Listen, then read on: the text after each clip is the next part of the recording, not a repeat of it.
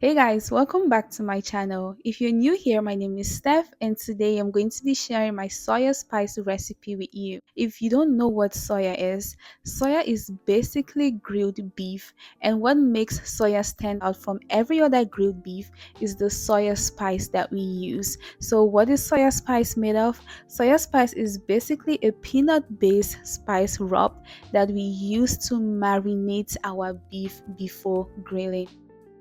These are the ingredients that we are going to be needing to make our soya spice, and I'm going to be adding them in the description box with their exact measurements so you can make your soya spice just like mine. Remember I told you guys that we need peanuts, right? Yes, here I have some raw peanuts, but we're not going to use it raw. So what I'm going to do is I'm going to put it in an oven tray and I'm going to put it in the oven and roast it. So I'm using the broil setting for this and I'm using low broil, and I'm going to roast it for about 5 minutes, and then after 5 minutes I'm going to take it out and flip it and flip it and then put it in again for 3 minutes. You can also use a frying pan for this and actually fry the peanuts on low heat if you are not comfortable with roasting or if you don't have an oven. Once you've roasted your peanuts, you're going to let it cool down for about 10 to 15 minutes. And then we're going to put all of our ingredients in a blender and we are going to blend.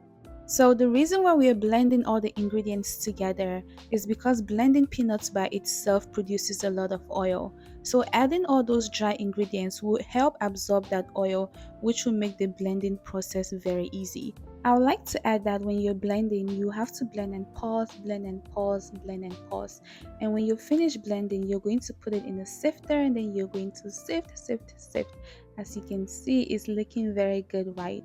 I would also like to add that you can substitute peanuts for peanut powder, but the thing with peanut powder is it doesn't really give that peanutty taste for soya.